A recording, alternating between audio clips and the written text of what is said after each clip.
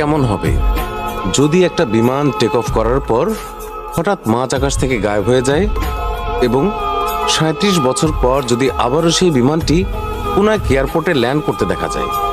ঘটনাটি হয়তো আপনার বিশ্বাস নাও হতে পারে, কিন্তু ফ্লাইট 914-এর সাথে ঠিক এমনটাই ঘটেছিল। এটি কোনো সাধারণ ঘটনা নয়, বরং এমন একটা ঘটনা যা সমগ্র বিশ্বকে হতবাক করেছিল। আমরা কথা বলছি Douglas DC-4 Pan American flight 914-এর, যা 2 জুলাই 1955 সালে নিউ ইয়র্ক থেকে মায়ামির উদ্দেশ্যে রওনা হয়েছিল, কিন্তু কখনো সেটি তার গন্তব্যে পৌঁছায়নি। সকাল তখন 7টা। নিউ ইয়র্কের লাগুয়ার্ডিয়া বিমানবন্দরে আস্তে আস্তে ভিড় জমতে শুরু করেছিল। যাত্রীরা বোর্ডিং করতে ব্যস্ত ছিল। কেউ কেউ বোর্ডিংয়ের পর বিমানে ওঠার প্রস্তুতি নিচ্ছিলেন, আবার কেউ কেউ বাইরে দাঁড়িয়ে কথাবার্তা বলছিলেন। ফ্লাইটটিতে মোট 57 জন যাত্রী এবং 4 জন ক্রু সদস্য ছিলেন এবং সবকিছু স্বাভাবিক ছিল। বিমানটি ক্যাপ্টেন CG টেইলর চালাবেন এবং তিনি তার আসনে বসে সবকিছু পরীক্ষা করছিলেন। এটি একটি সংক্ষিপ্ত এবং স্বাভাবিক ফ্লাইট ছিল, যার গন্তব্য ছিল ফ্লোরিডার মায়ামি, আর সেটি মাত্র 3 ঘন্টার মধ্যে সেখানে পৌঁছানোর কথা ছিল।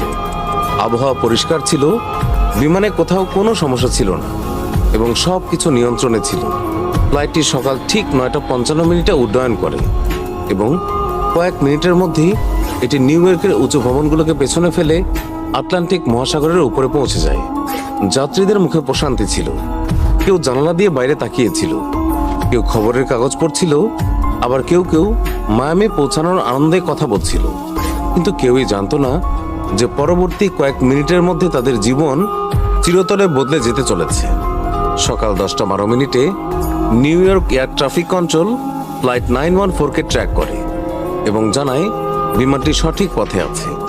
সবকিছু অন্যান্য দিনের মতোই স্বাভাবিকভাবে চলছিল, কিন্তু 10:15 হঠাৎ অদ্ভুত কিছু ঘটে, কারণ রাডার স্ক্রিনে ফ্লাইট 914-কে দেখা যাচ্ছিল না। ফ্লাইট 914 হঠাৎ করে অদৃশ্য হয়ে গিয়েছিল। চোখের পলকেই যেন বিমানটি বাতাসে মিলিয়ে গিয়েছিল।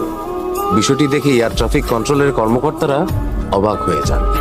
তারা তৎক্ষণাৎ বিমানের সাথে যোগাযোগ করার চেষ্টা করেন। ফ্লাইট 914, আপনি কি আমাদের কথা শুনতে পাচ্ছেন? কিন্তু কোনো উত্তর এলো না।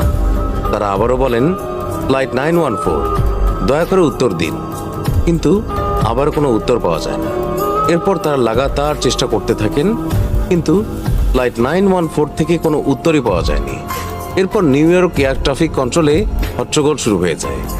এয়ার ট্রাফিক কন্ট্রোলের কর্মকর্তারা ভেবেছিলেন হয়তো কোনো কারিগরি ত্রুটি হবে, কিন্তু যখন তারা অন্যান্য ফ্লাইটগুলোকে ট্র্যাক করে তখন সব কিছু স্বাভাবিক ছিল। শুধুমাত্র ফ্লাইট 914-ই গায়েব ছিল।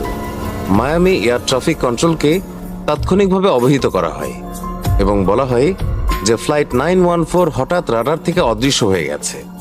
এতক্ষণে বিমানটি তার গন্তব্যে পৌঁছে যাওয়ার কথা ছিল, কিন্তু পৌঁছায়নি। এর পরপরই তৎক্ষণাৎ অনুসন্ধান অভিযান শুরু হয়। নৌবাহিনীরা সমুদ্রে বিমানের ধ্বংসাবশেষ খুঁজতে শুরু করে। অন্যান্য বিমান সংস্থাগুলির সাথেও যোগাযোগ করা হয় এবং তাদের জিজ্ঞাসা করা হয় যে তারা আকাশে অস্বাভাবিক কিছু দেখেছে কিনা, কিন্তু কোথাও কোনো হদিস মেলেনি। অনেক খোঁজাখুঁজি করেও যখন কোনো হদিস পাওয়া যায় না, তখন প্যান আমেরিকান এয়ারলাইন্স একটি বিবৃতি জারি করে যে ফ্লাইট 914 57 জন যাত্রী আর 4 জন ক্রু সদস্য নিয়ে রহস্যজনকভাবে নিখোঁজ হয়ে গেছে। আমরা সম্ভাব্য সকল জায়গায় অনুসন্ধান করেছি, কিন্তু কোনো ধ্বংসাবশেষ পাইনি। আমরা গভীরভাবে দুঃখিত যে এটিকে দুর্ঘটনা হিসেবে ধরে নেওয়া হয়েছে, কিন্তু